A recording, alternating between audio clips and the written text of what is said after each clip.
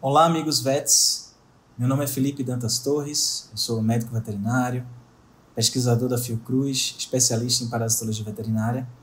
E hoje estou aqui para falar com vocês um pouco sobre doenças transmitidas por vetores, nesse contexto desse mundo em mudança, né, mudanças climáticas, mudanças no comportamento das populações, dos próprios animais também, na relação entre seres humanos e animais e a relação deles com o ambiente. Então, a gente vai falar sobre um pouco sobre doenças transmitidas por vetores nesse contexto de mudanças e da necessidade da gente utilizar uma nova abordagem para prevenir essas doenças.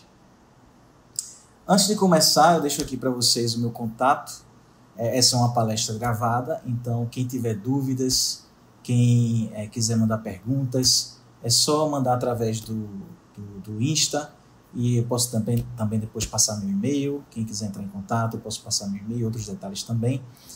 Terei o maior prazer de entrar em contato com vocês e esclarecer possíveis dúvidas. Bom, os cães, assim como os gatos, mas o foco de hoje será os cães.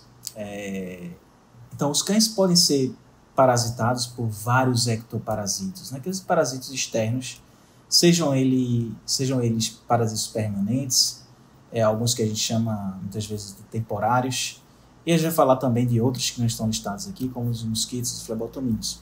Mas os cães podem ser parasitados por alguns artrópodes, vamos dizer assim, que podem causar vários prejuízos, né? Como os danos diretos, lesões cutâneas, perda de sangue, no caso dos hematófagos, prurido, irritação, algumas implicações clínicas que a gente vai falar um pouco mais na frente. Mas, de forma geral, entre os piolhos, né, o Trichodectes canis, na maior parte do Brasil, é a espécie mais comum, embora em algumas áreas, como por exemplo no Nordeste do país, em áreas mais quentes, principalmente em áreas rurais, o Heterodoxus spinager, ele pode ser até tão comum quanto o Trichodectes, ou até às vezes mais prevalente do que o próprio Trichodectes. São dois piolhos mastigadores, né, o Trichodectes e o Heterodoxus, ao passo que o Linoiniatus setosus é um piolho mais encontrado em áreas de clima mais temperado e é um piolho hematófago. Os dois primeiros são, sem dúvida, as espécies mais comuns em cães. E no caso das pulgas, a Actinocephalides felis, que é conhecida como a pulga do gato, é a pulga mais comum não só nos gatos, mas também nos cães. É claro que os cães podem ser parasitados por várias outras espécies de pulgas, como Actinocephalides canis, Pulex irritans, Tunga penetrans, dentre outros que são mais raramente relatados em cães, como, por exemplo, Rhopidopsilus lutis, existem relatos no Brasil, mas sem dúvida que Actinocephalides felis é a pulga mais comum em cães no nosso país. Não quer dizer que outras pulgas, como a própria Tunga penetrans, não sejam importantes, mas sem dúvida a C. felis é a mais comum. Dentre os ácaros, todos eles são comumente encontrados em cães, o Demodex, Otodectes, Sarcoptes e às vezes também o Notoedris cati, que parasita frequentemente gatos, mas eventualmente cães. Eles são encontrados em todas as regiões do país, embora com o advento de algumas classes de acaricidas mais recentes e com a utilização contínua desses produtos em algumas áreas, a incidência da sarna em cães tenha diminuído bastante. São relatos de colegas de várias regiões do país, inclusive de dermatologistas. Isso, inclusive, coloca em dificuldade alguns estudos clínicos, pois tem se tornado cada vez mais difícil encontrar casos clínicos ativos para realizar esse tipo de estudo. Dentre os carrapatos, existe ainda um pouco de alguma dúvida em relação à taxonomia desses carrapatos, as mudanças que ocorreram recentemente em relação à taxonomia de alguns desses carrapatos, mas, de modo geral, os cães são parasitados nas áreas mais frias, nas áreas temperadas, pelo Rhipicephalus sanguíneos, e nas áreas tropicais e subtropicais, principalmente pelo Rhipicephalus linnei, que são carrapatos predominantemente urbanos, mas também que podem ser encontrados em áreas rurais, onde os cães são frequentemente encontrados infestados por outras espécies, como, por exemplo, o Amblyomma aureolato em áreas de Mata Atlântica de altitude e o Amblyomma ovale, bastante comum também em áreas rurais em cães. Outras espécies, como Ixodes boliviensis, não são encontradas no Brasil, mas são frequentes em alguns países, como por exemplo na Costa Rica. Um carrapato bastante frequente em cães de áreas rurais, em alguns países da América Central, por exemplo. Então, os ectoparasitas, de forma geral, como eu falei inicialmente, podem causar prurido, lesões cutâneas, por exemplo, aqui um caso clássico de infestação por tunga, né, o bicho do pé, e nesse caso, essa região, a região no litoral norte de Pernambuco, vários casos caninos e também humanos de infestação por tunga penetrans, né? Então, realmente é um caso de infestação grave que causa lesões, inclusive favorece a ocorrência de infecções bacterianas secundárias, que podem ocorrer não só em casos onde os ectoparasitas podem causar lesões mais agressivas, né, como é o caso da tunga, mas também por esse incômodo, o próprio prurido pode levar ao surgimento de áreas de alopecia e que pode favorecer, inclusive, a ocorrência de infecções bacterianas secundárias. Além disso, no caso dos ectoparasitas hematófagos, a maioria deles, né, que a gente está falando aqui, pode ocorrer a perda de sangue. Essa perda pode ser variada, depende da idade do animal, depende do nível de infestação, mas pode ocorrer uma perda de sangue e levar até quadros de anemia, por exemplo, né?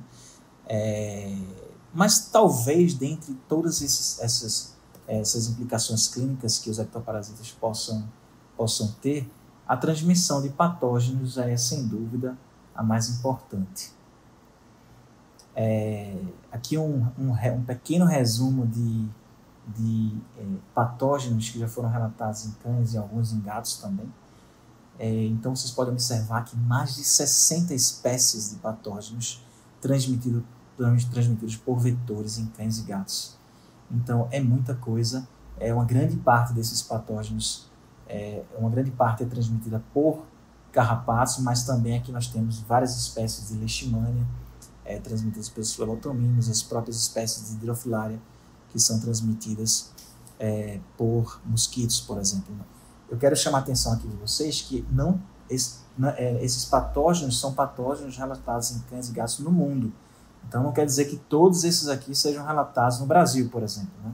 Então, vários deles são relatados no Brasil, mas muitos deles são mais comuns ou restritos a outras áreas, por exemplo, Babesia rossi, na África do Sul, Babesia canis, que a gente falava muito no Brasil, mas não é uma espécie presente no Brasil, é uma espécie europeia. Nós temos aqui no país a Babesia vogeli, a Babesia gibsoni e a própria Rangelia vitale, que também é chamada de Babesia vitale. Embora a transmissão desses patógenos possa ocorrer através da ingestão de artrópodes infectados, como é o caso do Hepatozoon canis, né, que é transmitido primariamente por essa forma, a grande maioria dos patógenos transmitidos por esses artrópodes é transmitida durante o repasto sanguíneo, né? Então, é importante o veterinário entender esse aspecto da transmissão para adotar estratégias de controle mais eficazes, né? Então, é importante saber também das formas secundárias. Então, alguns desses patógenos podem ser transmitidos pela transfusão sanguínea, por exemplo. Alguns são transmitidos pela via vertical, né? A infecção intrauterina pode levar ao nascimento de filhotes infectados com leishmania infantil, por exemplo, isso é demonstrado.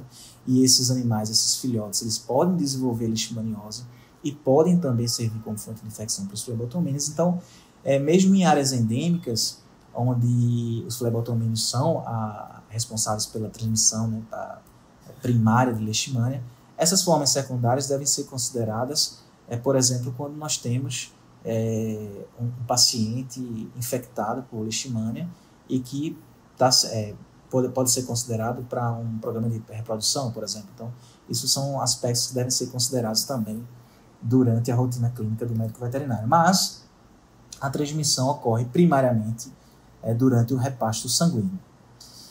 Essas doenças são amplamente difusas no nosso país e na América Latina de forma geral. Doenças como a erliquiose e anaplasmose, por exemplo, não reconhecem fronteiras geográficas ou climáticas. Então, só para citar aqui um exemplo de rickettsia, de erliquiose, a gente vai falar de rickettsia também mais tarde, mas falando aqui de erliquiose e de anaplasmose, dois estudos, um estudo realizado no Nordeste, que nós conduzimos, nosso grupo de pesquisa, e outro no Paraná. Então, aqui nós encontramos, sempre no litoral norte de Pernambuco, nós encontramos uma positividade para Ehrlichia, por exemplo, de 70%, considerando os resultados de PCR e ELISA. Ao passo que a Anaplasma platys estava presente, ou a exposição à Anaplasma platys, né, através da detecção de IgG, estava presente em 24% dos cães. 21% desses animais estavam infectados ou estavam expostos a ambos os patógenos.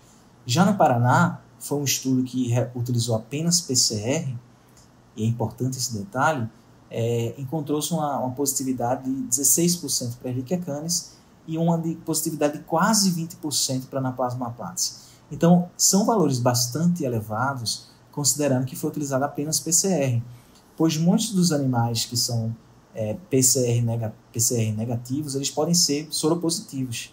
Então, certamente nesse estudo do Paraná, se tivesse sido utilizado o ELISA, por exemplo, a positividade seria bem maior. De fato, quando a gente compara a positividade na PCR desses resultados do Paraná com o nosso de Pernambuco, a positividade é muitas vezes maior nesse estudo do Paraná. Por que eu estou querendo enfatizar isso?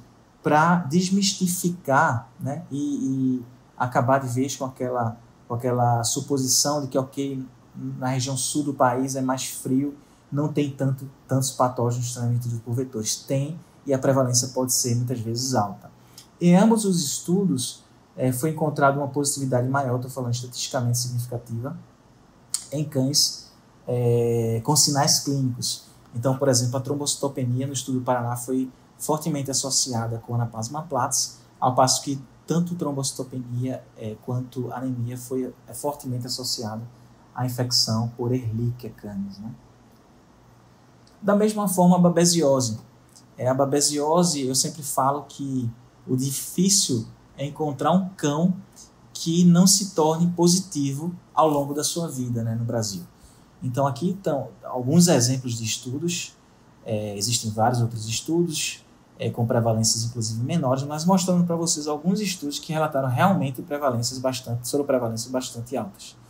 Então, no nosso estudo, na mesma área que eu mencionei anteriormente para Ehrlichia e Anaplasma, nós encontramos uma soropositividade na RIF, na imunofluorescência indireta, de mais de 80%.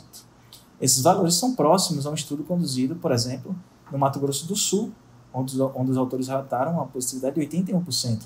Estudos na região sudeste, por exemplo, em Minas e São Paulo, mais de 70% dos cães eram soropositivos para babésia, ao passo que outros estudos no Pará e no Paraná relataram positividades de pouco mais de 40%. São valores bastante elevados e considerando que a espécie mais prevalente no nosso país é a Babesia vogeli, transmitida pelo Rhipicephalus linnei principalmente, mas também pelo Rhipicephalus sanguineus, denota o nível de exposição dos cães residentes em várias regiões do nosso país.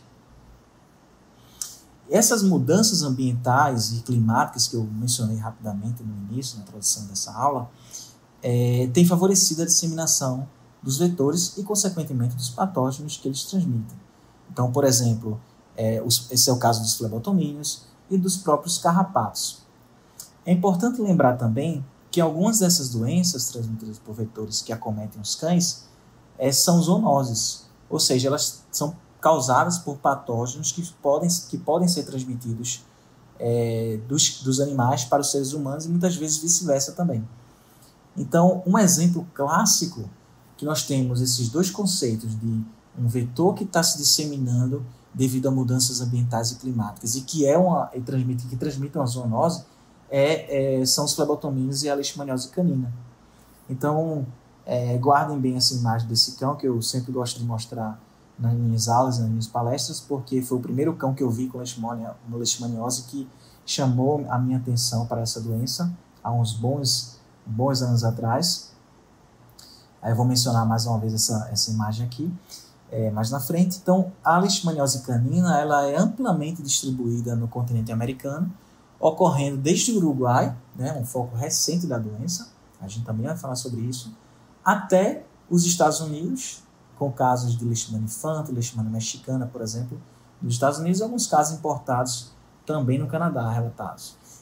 Mas, de forma geral, se a gente considerar do México até Paraguai, Brasil e a própria Argentina, os casos são frequentes, não só por leishmania infante, que causa predominantemente uma doença mais sistêmica, não necessariamente exclusivamente visceral, como muitas vezes acontece no humano, que também pode ter lesões cutâneas causadas por leishmania infante, mas aí é uma outra história.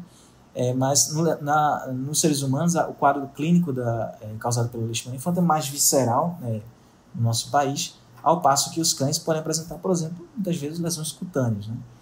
Então é uma doença mais sistêmica.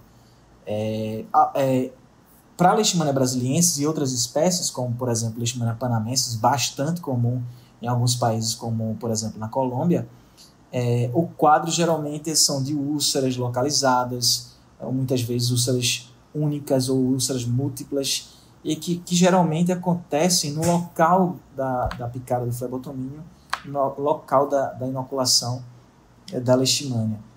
Essas úlceras elas podem regredir muitas vezes, essas leishmanias causam uma doença autolimitante, então com o tempo, eventualmente essas úlceras podem regredir, cicatrizar, mas isso não quer dizer que o animal vai ser curado do parasito.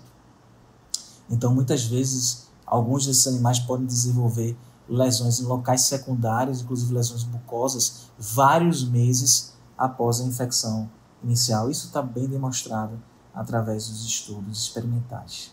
Então, falando um pouco sobre essa questão da disseminação dos vetores e da doença muito influenciada pelas mudanças climáticas e ambientais, nós temos a expansão da área de distribuição da leishmaniose canina e humana também, e da própria Lutzomyia longipalpis, no cone sul da América do Sul. Então aqui tem uma imagem da tríplice fronteira, Paraguai, Argentina e Brasil, mas se a gente considerar também um pouco mais abaixo, que não está nesse mapa mais próximo aqui, mas está no mapa menor, a gente considerar também o Uruguai, a doença está se expandindo nessa área. Então, no início dos anos 2000, foram registrados os primeiros casos de leishmaniose em Assunção, no Paraguai, né? Então, hoje no Paraguai, frequentemente se relata prevalências maiores de 50%. Né? Então, na maioria dos cães, eles são soropositivos, inclusive em Assunção. E logo depois desse relato da expansão da doença no Paraguai, foi detectado um surto de leishmaniose canina em Misiones, na Argentina. Então vejam que isso no início dos anos 2000. E vejam o que aconteceu com o Brasil. Em 2009, foram registrados os primeiros casos de leishmaniose canina e humana no Rio Grande do Sul. Em 2010, leishmaniose canina em Santa Catarina. Em 2017, primeiro caso humano. Em 2013, leishmaniose canina no Paraná. E 2 anos depois, o caso humano. Então vejam como isso sempre associado à presença da detecção pela primeira vez de Lutzomyia longipalpis nessas regiões. Então vejam como a doença de fato não ocorria nessa área, que era considerada uma área mais fria. Longipalpis gosta de um clima mais quente, de fato, quem não gosta, né? Então, Longipalpis agora está adaptado a algumas dessas regiões que eram anteriormente mais frias, e isso era considerado uma barreira para essa espécie. Mas nesse momento ela está presente em algumas dessas regiões, inclusive no Rio Grande do Sul, no sul do país, né? Mas no Paraná e Santa Catarina, principalmente. Mas também na Argentina e no Uruguai, que era um país considerado livre de leishmaniose. No Brasil, a gente sabe que a doença é amplamente distribuída em todo o país, então a gente observou recentemente uma disseminação para o sul. Mas o Uruguai era livre de leishmaniose, tanto humana quanto canina. Em 2015 foi relatado o primeiro caso canino, em 2018 o primeiro caso humano. Inclusive o país tomou várias medidas de precaução, por exemplo, é o único país, se não me falha a memória, que exige a sorologia negativa para leishmania para entrada de cães no país. Então a leishmaniose canina, lembram da imagem anterior que eu mostrei para vocês? Aquela imagem clássica de leishmaniose causada por leishmania infantil no sertão brasileiro, no sertão de Pernambuco, nesse caso. Mas a doença deixou de ser uma doença exclusivamente rural, como era considerada anteriormente, ou predominantemente rural, e passou a ser também uma doença urbana. Então, hoje, a leishmaniose visceral está completamente urbanizada no nosso país, tanto com casos caninos quanto casos humanos. Esse caso, por exemplo, é um caso que nós diagnosticamos em Brasília, numa área totalmente urbanizada. Claro que, se vocês observarem nesse mapa, nós temos algumas áreas verdes, e isso favorece também a proliferação de vetores, no caso dos flebotomíneos. Então, é importante considerar que a leishmaniose ela deixou de ser uma doença predominantemente rural e passou também a ser uma doença perfeitamente urbanizada no nosso país. Repito, não só nos cães, mas também nos seres humanos. Existem outros patógenos bastante negligenciados, como o caso da Rickettsia felis, agente do tifo da pulga do gato, transmitida por Ctenocephalides felis, mas é um agente causador de uma ricketsiose mais branda, mas nós sabemos que no Brasil nós temos a febre maculosa, causada por Rickettsia rickettsii, possivelmente por outras rickettsias, inclusive Parker, que eu vou mencionar mais na frente, mas a forma mais grave da doença ela é causada por Rickettsia rickettsii. Existem vários perfis epidemiológicos de febre maculosa por Rickettsia rickettsii.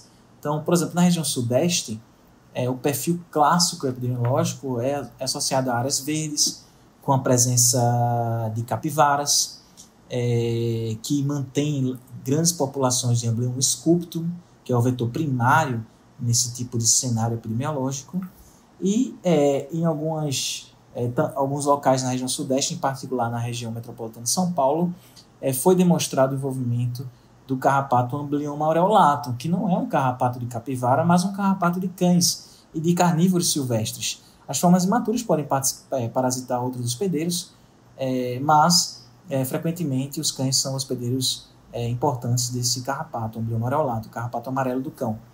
É um carrapato conhecido na região sudeste também e na região sul por transmitir Rangelia vitale ou Babesia vitale. Então, é um carrapato já conhecido dos veterinários em algumas regiões. Então, um exemplo bastante significativo do envolvimento desse carrapato foi publicado em 2019, em novembro de 2013. Infelizmente, um menino de 12 anos morreu, após uma doença, pouco mais de uma semana, de uma doença febril aguda.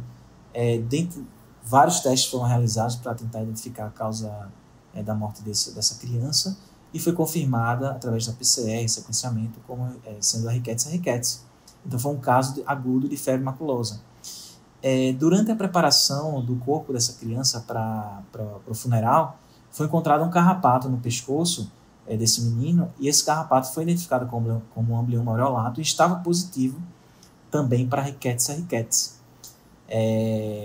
Os investigadores voltaram à casa dessa criança, e encontraram carrapatos Amblyomma aureolatum tanto no cão quanto no gato, e um dos carrapatos do cão também estava positivo para Rickettsia rickettsii. Então, aqui um caso clássico comprovando o envolvimento do Amblyomma aureolatum, que também é um vetor experimentalmente demonstrado em condições de laboratório, na transmissão de Rickettsia rickettsii.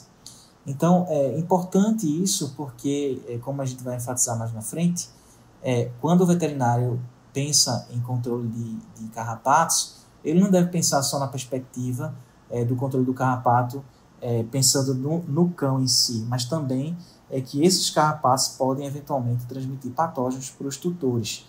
Outro exemplo disso é o próprio Rhipicephalus linnei, a linhagem tropical. No México, especificamente lá no norte do México, em Mexicali, mas também em algumas áreas dos Estados Unidos, como por exemplo no Arizona, esse carrapato, o carrapato marrom do cão, vamos dizer assim, porque no Arizona tem tanto o linnei quanto o Rhipicephalus sanguinis sensu stricto, mas no caso do México é linnei, a espécie presente, é um vetor comprovado, é o vetor primário, na verdade, de Rickettsia rickettsii, num grande foco de febre maculosa. Então, aqui algumas imagens, eu tive a oportunidade de visitar essa área, os agentes de saúde visitando as casas, procurando a presença de cães, a presença de carrapatos, tanto no ambiente quanto nos animais, e realizando as medidas de controle, inclusive com o tratamento químico ambiental.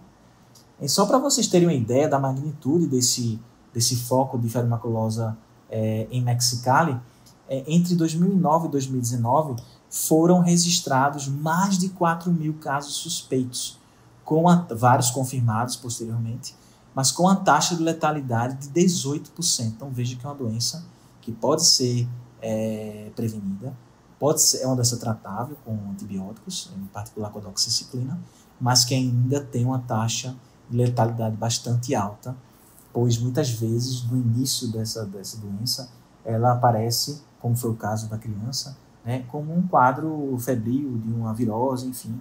Então é uma doença de difícil diagnóstico muitas vezes. Como eu mencionei, outras espécies de Rickettsia, em particular a Rickettsia parkeri, muito chamada também de Rickettsia parkeri, cepa mata atlântica, ela é uma Rickettsia que tem sido encontrada e associada a alguns casos mais brandos de febre maculosa no nosso país, principalmente em áreas de mata atlântica nas regiões sul, sudeste e nordeste. Então, nesse caso, a Rickettsia parkeri é transmitida por Amblyomma ovale, que mais uma vez é um carrapato de cães, muito frequente em algumas áreas rurais, e também parasita outros animais, como carnívoros silvestres, mas os cães são frequentemente infestados por Amblyomma ovale, e que também é um carrapato, uma espécie conhecida dos veterinários, pois é o vetor primário de Hepatozoon canis no nosso país. Então, atrelado a toda essa questão da importância clínica dessas doenças para os próprios animais, né, para os próprios cães, e ao risco zoonótico de alguns desses patógenos, o diagnóstico dessas doenças e tratamentos podem ser muito difíceis e, eventualmente, custar caro para o tutor, né? Então, o diagnóstico certamente é um desafio diário para o médico veterinário, porque as infecções por esses patógenos, muitas vezes, elas podem ter um período de incubação longo, como é o caso da Leishmania, por exemplo, pode variar de semanas a meses ou até anos. Então, a infecção pode ser ativa, mas subclínica, sem sinais clínicos aparentes ou sem alterações laboratoriais. As co-infecções são bastante comuns, então a maioria dos cães, nessas áreas onde você tem 80, 70 ou até mais de 50, vamos dizer assim, de animais 50% de animais positivos para Babésia, por exemplo, muitos deles vão ser também positivos para Ehrlichia, por exemplo, né? Então, além disso tudo, os sinais clínicos e alterações laboratoriais, quando presentes, são muito semelhantes, não são específicas. Então, por exemplo, um animal infestado por carrapatos e com anemia e trombocitopenia, claro que a gente vai pensar em Babésia, mas também em Ehrlichia, mas também, eventualmente, poderia pensar em anaplasmose, por exemplo, né? Então, são doenças que são bastante parecidas sob o ponto de vista clínico. Claro que cada uma tem uma particularidade. Quando você tem um quadro severo de pancitopenia, você pode pensar mais numa erliquiose, mas não exclui a possibilidade de ser também algum desses outros patógenos. Mais raramente você vai encontrar uma situação desse tipo com Anaplasma platys, por exemplo, que não é uma espécie tão patogênica, que está sobretudo associada a uma trombocitopenia cíclica, né? Mas quadros de pancitopenia podem estar relacionados não só à Ehrlichia, mas a outras infecções também, e outras condições clínicas. Então, como o veterinário pode escolher a melhor estratégia de prevenção, né? Primeiro, é importante relembrar que não existem vacinas disponíveis para essas doenças na América Latina. Eu estou especificando aqui a América Latina porque existem algumas vacinas registradas nos Estados Unidos, por exemplo, no caso contra a borrelia. Na Europa, ainda existe alguma vacina disponível contra a leishmaniose. Enfim, em alguns países, na França, não sei se ainda está disponível, mas há até pouco tempo tinha disponível uma vacina contra Babésia, mas são situações particulares que não se refletem aqui na América Latina. Até pouco tempo nós tínhamos uma vacina contra Leishmania, aliás, tivemos algumas vacinas contra Leishmania, mas no momento elas não estão disponíveis. Então, as ferramentas disponíveis para prevenção dessas doenças são os repelentes, os acaricidas ou inseticidas de rápida ação e principalmente de longa duração, né?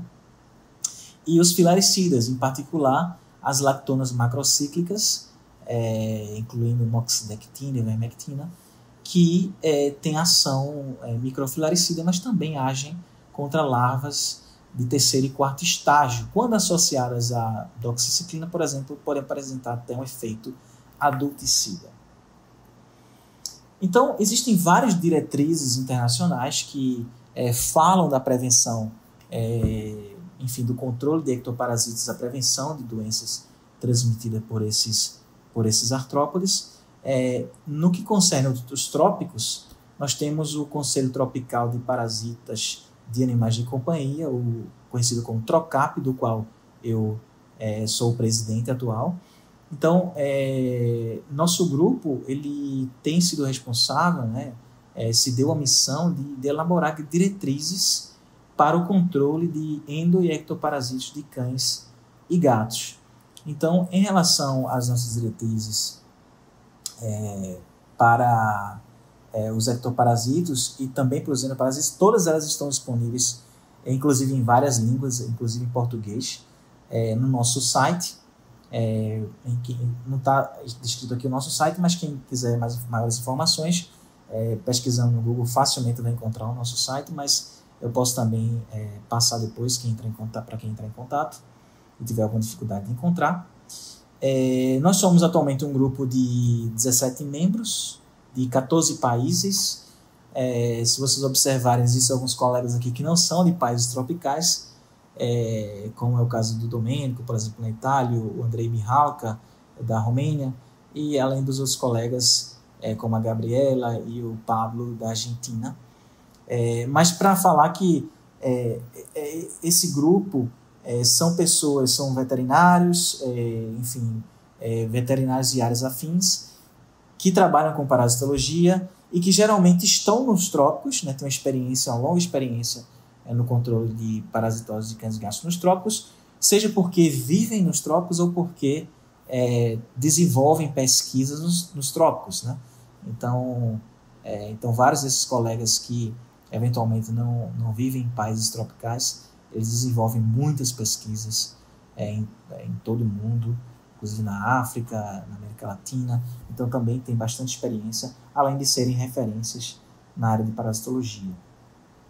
Então, em relação às nossas diretrizes para controle de ectoparasitas de cães e gatos, são diretrizes combinadas, porque normalmente para endoparasitas são diretrizes separadas, apenas para cães, apenas para gatos. Nesse caso, nós combinamos as diretrizes, porque muitas das recomendações eram comuns a cães e gatos, Então, nós nos reunimos e chegamos a um consenso. Existem várias recomendações para os ectoparasitas individuais, mas o consenso geral que vocês podem encontrar no início das nossas diretrizes é que, em relação à prevenção e controle, os cães e gatos que vivem nos trópicos devem ser protegidos contra infestações por ectoparasitas durante todo o ano.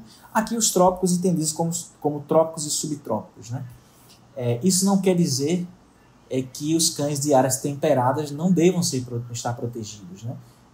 Essas diretrizes são dedicadas aos trópicos, por isso que a gente não está mencionando aqui a região temperada, mas como eu mostrei para vocês no início dessa aula, os cães no Brasil, por exemplo, da região sul, estão altamente expostos a ectoparasitas e aos patógenos associados. Então, outro detalhe aqui importante, que é muitas vezes negligenciado, isso não é passado muitas vezes para o tutor, é que a inspeção visual regular e remoção imediata dos carrapatos são altamente recomendados para reduzir o risco de transmissão, porque a gente sabe que quanto maior o tempo de exposição, de fixação do carrapato, maior o risco de transmissão. Alguns desses patógenos não são transmitidos imediatamente, como é o caso da maioria dos patógenos transmitidos por flebotominas, mosquitos, que têm um período de alimentação bem curto, e a transmissão é mais rápida. Então, no caso dos carrapatos, muitos patógenos precisam de várias horas, às vezes mais de 24 horas, para serem transmitidos. E isso dá uma oportunidade para o tutor de simplesmente, quando levou o animal para passear num parque e voltou com o carrapato, de remover aquele carrapato.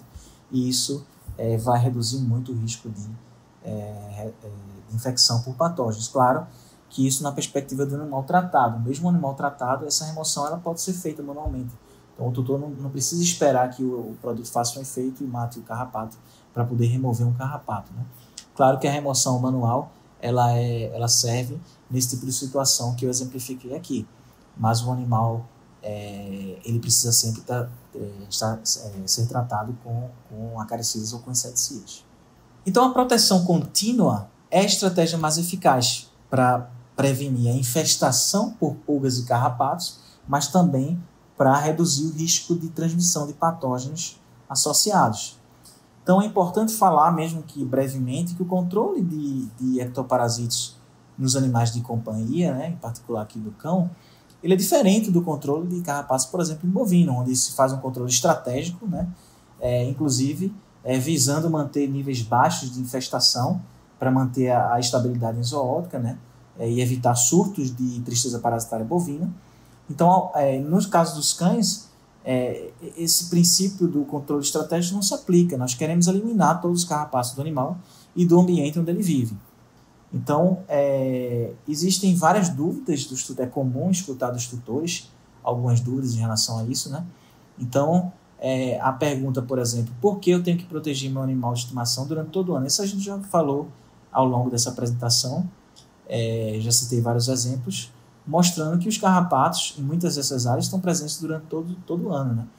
E outra pergunta frequente é que, às vezes, o tutor tem aquele animal de apartamento, que a gente vai falar um pouco mais na frente, esse caso específico, tem aquela falsa percepção de baixo risco, então ele pergunta, então essa proteção durante todo o ano é para todos os animais, então meu animal de apartamento ele precisa também. Claro que o veterinário precisa avaliar todos os fatores de risco, mas a grande maioria dos cães no Brasil está exposta ao risco de infestação por ectoparasitos e também de infecção por patógenos associados durante todo o ano. Então, eu deixei aqui para vocês um exemplo de um estudo realizado no Paraná, né, na região sul, que avaliou mensalmente os casos de erliquiose diagnosticados apenas nesse Hospital Veterinário da Universidade Estadual do Maringá, para ver se existia uma dinâmica sazonal, enfim, desses casos. Claro que isso não dá para inferir a uma dinâmica sazonal da erliquiose em toda a população, é um quadro específico desse hospital. Mas esse estudo é interessante porque mostra que, é um estudo bem recente, que mostrou que os casos de erliquiose são diagnosticados durante todo o ano. Então, em alguns meses, como por exemplo maio, junho e outubro, e até agosto, mais de 20 casos diagnosticados, né? Então, isso mostra mais uma vez que mesmo na região sul, por exemplo, a doença como a erliquiose, ela é frequente durante todo o ano. Isso, claro que tem a ver com a exposição desses cães nessa região aos carrapatos vetores. Então, aquele cão aparentemente de apartamento, ou aquele cão que vive numa casa que tem pouco acesso a uma área verde, como por exemplo um quintal, muitas vezes o tutor diz, não, meu cachorro não tem carrapato, meu cachorro é limpo, né? Então, muitas vezes esses cães, eles saem para passeios diários, né? Então, visitam parques, enfim, áreas verdes, áreas urbanas, onde outros cães, inclusive cães errantes não tratados, frequentam e podem eventualmente se infestar por carrapatos. A gente sabe que o Rhipicephalus linnei, ele não gosta tanto dessas áreas muito verdes assim. Ele é um carrapato realmente mais urbano, gosta de áreas mais urbanizadas, como canis, as próprias casas. Enfim, é um carrapato diferente do amblioma sculptor, auralato, dos ambliomas que gostam dessas áreas verdes, de pastagem, nos parques, mas eventualmente, mesmo nessas áreas, os cães podem ser expostos também ao Rhipicephalus sanguíneos. E outra questão são os pet shops. Infelizmente, muitas vezes o cão é bem cuidado, está protegido em casa, dá aquela sensação de proteção porque ele não está tendo muito acesso a áreas verdes, áreas como parques, etc. Mas esses cães, por exemplo, eles vão quinzenalmente ou às vezes até semanalmente a pet shops para fazer o banho tosa, realizar o banho tosa, e às vezes voltam com carrapatos, né? Então, eu vou citar 2 exemplos pessoais aqui. Esse aqui é o Lui, que é o cachorro da minha mãe, e aqui é meu filho, levando ele para passear, por exemplo, num parque aqui, e aqui na frente da escola, todo dia o Lui vai levar ele a pé para a escola. Então, por exemplo, o Lui é um cão de apartamento, só que minha mãe está viajando e nós estamos cuidando do Lui por pelo menos 2 meses, e Lui está tendo acesso a áreas externas diariamente, e às vezes mais de uma vez por dia, né? Então, felizmente, Lui está protegido, e até então nós não encontramos carrapatos ou outro tipo de ectoparasito nele. Mas é importante manter a vigilância, né? E informar o tutor da possibilidade do risco, já que o animal está sendo exposto a essas aves. Um outro exemplo que nós publicamos há quase 20 anos atrás, em 2006, foi do primeiro relato de parasitismo por Rhipicephalus linnaei em humanos no Brasil. Primeiro relato publicado na literatura. Na época, identificado como sanguíneos, porque linnaei era listado como sinônimo de sanguíneos, mas nós sabemos que nessa área a espécie presente é linnaei. Então, eu queria chamar a atenção aqui, em particular, para o caso, o quarto caso aqui na tabela, que era uma veterinária de Recife, e que tinha essa poodle chamada Kika, e que era uma poodle que vivia sempre na casa. Essa é uma foto de Kika no jardim, mas era uma área que ela tinha pouco acesso, vamos dizer assim, da casa, e era sempre muito bem cuidada, ia quinzenalmente ou semanalmente para o banho e tosa, mas sempre voltava com a ninfazinha de Rhipicephalus, mas era algo que era considerado de menor importância. Esses carrapatos muitas vezes eram removidos, outras vezes não eram, digamos assim, não eram vistos, mas não era algo que, enfim, era considerado muito importante na época para a tutora, né? E aí, essa veterinária encontrou um carrapato, e eu tive a oportunidade de coletar esse carrapato, no braço. Então, era um carrapato, era um macho de Rhipicephalus linnaei, fixado na região próxima ao cotovelo. E aí, isso levou a surgiram várias perguntas na época, né? Por que essa veterinária se infestou por Rhipicephalus linnaei? Qual foi a situação epidemiológica que levou a isso? Ela não lembrava de nenhuma situação de ter manuseado um cão altamente infestado ou de ter visitado uma área altamente infestada. E, na verdade, investigando, a gente chegou a Kika. Kika tinha algumas ninfas de Rhipicephalus. E aqui tem uma imagem, que não sei se vocês conseguem observar aqui, do sofá da casa dessa veterinária, e lá tinha alguns carrapatos, inclusive esse fotografado era um macho de Rhipicephalus também. Ou seja, Kika, que era uma cachorrinha considerada de baixo risco, visitava o pet shop e voltava com carrapato. Esse carrapato, eventualmente, essa ninfa alimentada se transformava num adulto e eventualmente parasitava as pessoas também na casa. Então, essa é uma situação que muitas vezes é negligenciada, porque o tutor muitas vezes não imagina que um pet tão bem tratado, tão bem cuidado, possa trazer, por exemplo, um carrapato para casa, né? Mas é uma situação que, após essa publicação em 2006, surgiram vários outros relatos em várias outras regiões do país. Então, aqui em Pernambuco, já existiam situações de postos de saúde terem que ser fechados, porque o nível de infestação nas paredes era tão alto por Rhipicephalus que os postos tiveram que ser fechados para fazer um tratamento ambiental. Então, vocês imaginam que essa é uma situação que é muito mais comum do que parece, e muitas vezes não relatada e até mesmo negligenciada.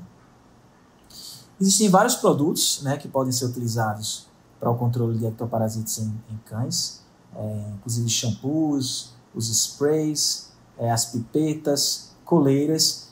Infelizmente, muitos desses produtos possuem princípios ativos que já estão em uso há muito tempo, como é o próprio caso dos piretróides, e aqui vocês observam alguns relatos de resistência em Rhipicephalus sanguíneos sensulato, né, que algumas dessas áreas certamente vai ser o sanguíneo sensu stricto, outras linnaei, mas, por exemplo, esse da Itália é um estudo recente que nós publicamos, é o Rhipicephalus rutilus, mas independente dos carrapatos do gênero Rhipicephalus que parasitam cães, existem vários relatos de resistência a vários princípios ativos, como amitraz, os piretroides e fipronil, dentre outros, né? Então, isso é um problema sério e que deve ser levado em consideração durante a escolha da melhor estratégia de prevenção em determinadas áreas. Infelizmente, o veterinário nem sempre conta com estudos regionais para saber se aquela população de carrapato que ele está lidando é ou não resistente a determinados princípios ativos. Mas é importante levar em consideração essa informação para escolher melhor a estratégia de prevenção. Recentemente surgiu uma nova classe de acaricidas e de inseticidas, as isoxazolinas. Então, é uma classe que está bastante em evidência porque existem vários produtos no mercado e elas surgiram como uma alternativa, inclusive de forma de administração, com as formulações orais. E isso, para alguns tutores, foi um avanço, né? Inclusive para alguns veterinários também, no controle de ectoparasitos de cães e de gatos também. Então, existem vários princípios ativos dentro desse grupo de oxazolinas, disponíveis para cão, às vezes para gato também, para bovino mais recentemente e também para seres humanos. As formulações normalmente são orais, mas também tem formulação transdermal, solução oftálmica especificamente para essa formulação do Lotilaner para humanos, que é utilizada para controle de blefarite causada por Demodex em humanos, e uma formulação mais recente injetável. A eficácia desses produtos pode ser bastante duradoura, então existem produtos com eficácia de até 12 meses para o controle de pulgas e carrapatos, que no caso da formulação injetável de Fluralaner, e contra flebotominos, uma formulação oral de Fluralaner também foi demonstrada uma eficácia, quando eu estou falando eficácia aqui, é eficácia de 100% ou próxima de 100% por até 5 meses, no caso de flebotominos, e 7 meses no caso de triatominos. Então, isso demonstra realmente um avanço no mercado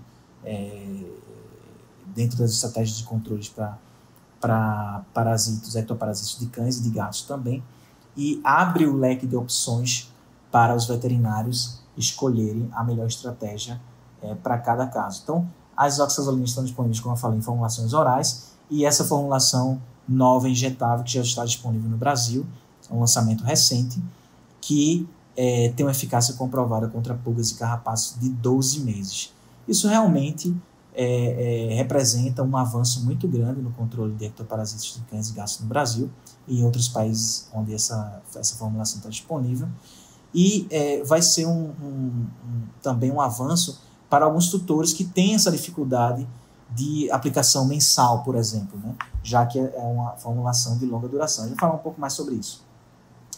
A prevenção da infestação por ectoparasitos e da transmissão de patógenos, ela deve ser iniciada durante a consulta pediátrica. Essa é uma grande falha atual na prática clínica veterinária no nosso país, porque muitas vezes os colegas veterinários, e às vezes eu escuto até isso também de alguns colegas parasitologistas, por exemplo, ainda tem a ideia de que a gente só deve tratar um animal contra carrapatos ou pulgas quando o animal está infestado. Só que pelos motivos que a gente discutiu até o momento, a importância clínica dessas doenças associadas a esses ectoparasitos, a importância zoonótica muitas vezes, e também as dificuldades muitas vezes de se tratar uma doença como é o caso da leishmaniose ou da própria erliquiose, claro que reforça a necessidade de você prevenir a infestação e não de tratar, esperar que o animal se infeste com o carrapato, esperar que o animal adquira erliquiose para poder pensar numa estratégia de controle, né? Então, durante a consulta pediátrica, normalmente, né, o veterinário segue aquele roteiro de informações para o tutor sobre vacinação, vermifugação e alimentação, mas muitas vezes, né, realmente negligencia a questão do controle de ectoparasitos. E é muito importante, nesse momento, o veterinário estabelecer essa relação com o tutor e criar essa cultura de prevenção de infestação por ectoparasitos e das doenças associadas, né? Então, claro que medidas também como remoção manual devem ser estimuladas, mas a estratégia mais importante é o controle contínuo, ou seja, anual, dessas infestações para reduzir o risco de transmissão. Em alguns casos, como por exemplo no caso de canis, ou até de residências altamente infestadas, eu citei o exemplo de um posto de saúde que teve que ser fechado, e não foi apenas uma vez, foi mais de uma vez, devido ao nível de infestação ambiental que tinha nesse posto de saúde. Eu estou falando de um posto de saúde, não era uma casa com cães, mas que certamente na região tinham muitos carrapatos e muitos cães infestados, e que levou a esse nível absurdo de infestação nesse posto de saúde. Em determinadas situações como essa, o controle ambiental ele pode ser necessário. Claro que o controle contínuo no animal, da infestação no animal, tende a reduzir a longo prazo o nível de infestação ambiental, mas em determinadas situações você não pode esperar para que isso aconteça, você tem que fazer o tratamento também ambiental. E eu cito um exemplo aqui em relação a canis, em relação à questão do risco em pacientes pediátricos, né? Por exemplo, esse caso aconteceu na Itália, eu tive a oportunidade de participar desse estudo, juntamente com o grupo de Bari, do amigo Domenico Otranto e toda a equipe, e nós fomos contactados pelo veterinário responsável por um canil, relatando a ocorrência de um surto de uma doença, até então não diagnosticada, neurológica, com vários sinais neurológicos, né? Então nós fomos prontamente e visitamos o canil, e a situação que nós encontramos foi a seguinte: 14 filhotes com sinais neurológicos, além de algumas alterações laboratoriais, como hipoglucemia, pancitopenia, mas o que chamava atenção eram os sinais neurológicos, né? Ataxia dos membros posteriores, letargia, incoordenação motora. Esses cães estavam altamente infestados por carrapatos, eram filhotes. A maioria deles também estava positivo para Hepatosum canis, mas sabemos que Hepatosum canis não é um patógeno que causa esse tipo de quadro clínico. Então nós fizemos uma bateria de testes, eliminamos todas as possíveis causas associadas a esses sinais clínicos. Prontamente esses animais foram tratados, né, no dia que nós chegamos lá no canil, e 24 horas após a nossa chegada lá, né, a nossa visita inicial, 10 desses cães faleceram. Então, uma taxa de letalidade muito alta de 71%. E 4 cães que não faleceram, né, 24 horas após a nossa visita, tiveram a cura completa, sem nenhum tipo de tratamento com antibiótico-terapia, nenhum tipo de tratamento contra a babésia, por exemplo, antibiótico-terapia contra a Ehrlichia, por exemplo, nenhum tipo de tratamento específico. Esses cães evoluíram para a cura apenas com o tratamento carrapaticida. Isso é um típico caso de paralisia, de toxicose causada por carrapatos, uma síndrome muito comum na Austrália, por exemplo, associada a outros carrapatos, principalmente ao Ixodes holociclus, mas que experimentalmente já tinha sido demonstrada com carrapatos do gênero Rhipicephalus em cães, e dessa vez nós demonstramos com um carrapato que na época também foi identificado como sanguíneos, mas na verdade é Rutilus, que faz parte do grupo, né? Essa questão da infestação e o uso de ectoparasiticida e o risco de infestação, ela é muito clara, né? Mas nós fizemos um estudo publicado em 2017 para avaliar, correlacionar o relato dos tutores em relação ao uso de ectoparasiticidas e o nível de infestação, né, por pulgas e carrapatos. Então, esse estudo foi conduzido em 3 áreas diferentes, né, uma em Pernambuco, outra no Distrito Federal e também em Minas Gerais, com a participação de vários colegas nessas áreas. E nós encontramos a seguinte situação: em Pernambuco, apenas 6% dos tutores relatavam o uso relativamente frequente de ectoparasiticidas. 27% dos tutores em Minas Gerais relataram o uso, e 60% no Distrito Federal relataram o uso. Claro que isso estava relacionado às áreas que nós investigamos, que nós conduzimos esses estudos nesses estados, né? Nessas localidades. Então, a área de Brasília, por exemplo, era uma área mais de nível social mais elevado, né? Ao passo que a área de Pernambuco, que nós avaliamos, era uma área de nível social bastante baixo, Então isso não quer dizer que isso não reflete toda a situação do estado de Pernambuco, é isso que eu quero falar aqui, mas nesse estudo em particular, nessa população avaliada que incluía mais ou menos 100 cães e consequentemente 100 tutores, né? A diferença era gritante em relação à frequência do uso de ectoparasiticidas, né? E aí, se a gente for olhar para a questão da infestação, o resultado é, obviamente, o esperado, né? Então, no Distrito Federal, nós encontramos a taxa de infestação mais baixa por pulgas e carrapatos, ao passo que em Pernambuco e Minas, a taxa foi bastante elevada, no caso de pulgas mais alta em Pernambuco e no caso de carrapatos mais alta em Minas, o que pode estar associado também à sazonalidade do Rhipicephalus linnei nessas áreas, porque o nível de infestação em Pernambuco foi 36%, mas normalmente nessas áreas, em alguns períodos do ano, pode ser inclusive mais alto. E aí, se a gente for olhar para os patógenos, a exposição a Ehrlichia e Babesia, por exemplo, né, a gente tem basicamente o mesmo quadro.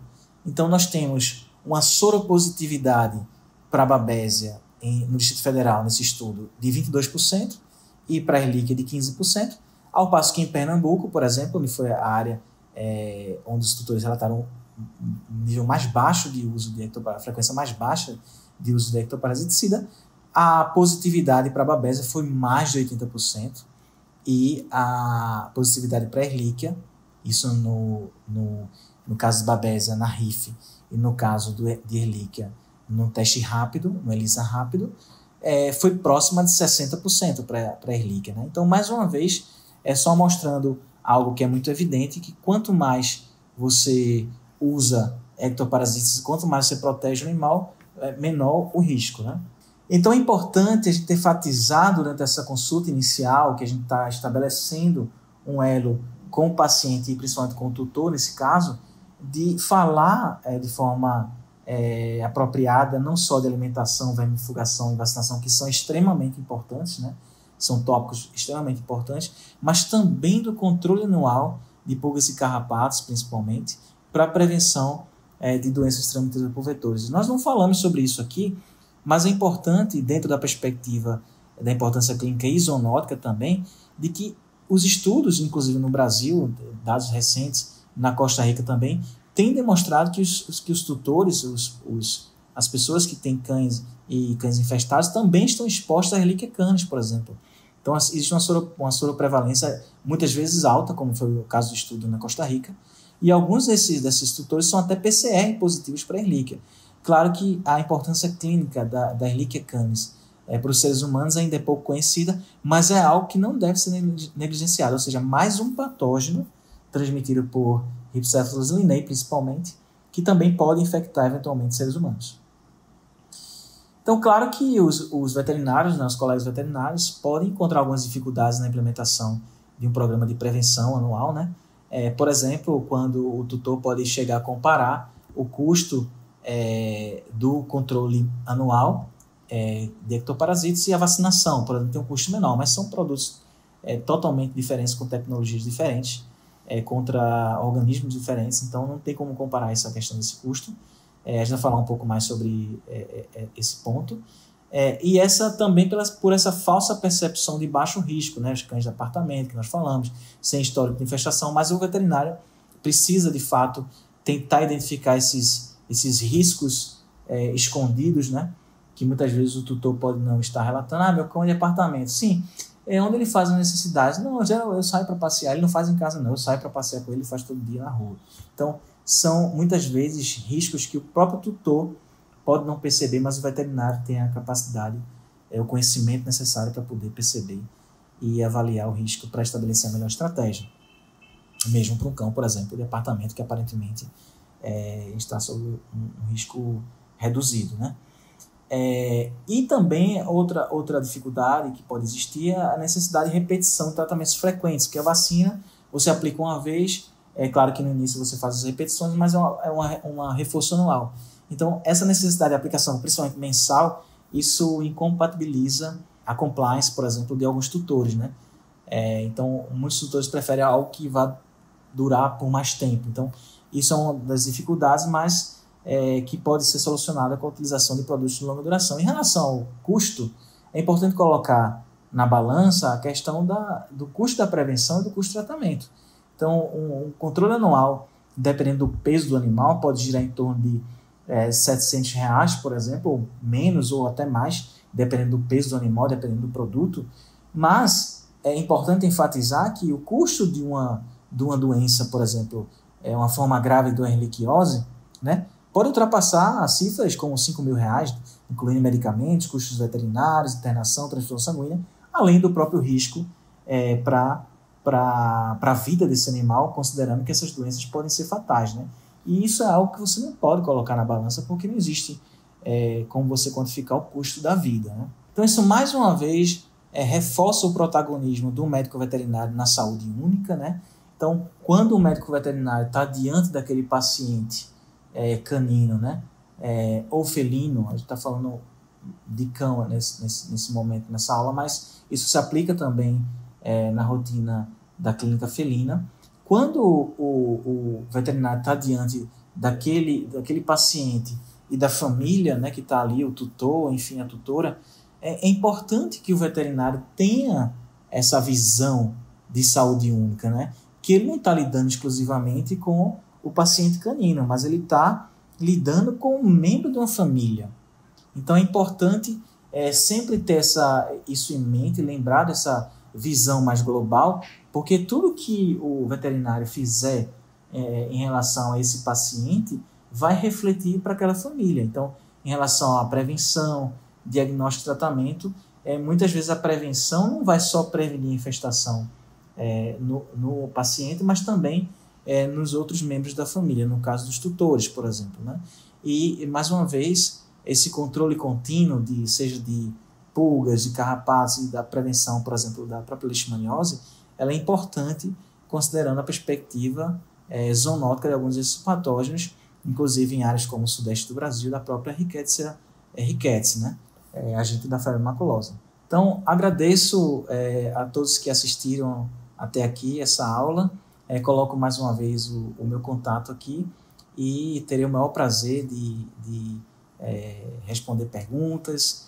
Nos encontraremos em alguns eventos ainda esse ano, como, por exemplo, o Congresso da Associação Mundial de Veterinários de Pequenos Animais, lá no Rio de Janeiro. Então, teremos também a oportunidade de nos encontrarmos pessoalmente e batemos um papo sobre doenças transmitidas por vetores, sobre carrapatos e pulgas e outros assuntos mais que são de interesse muito grande para essa nossa classe veterinária e para os tutores, enfim, para os outros membros dessa família, que não é mais uma família só canina ou humana, mas uma família que é vista sob a visão da saúde única. Mais uma vez, muito obrigado a todos e até uma próxima oportunidade.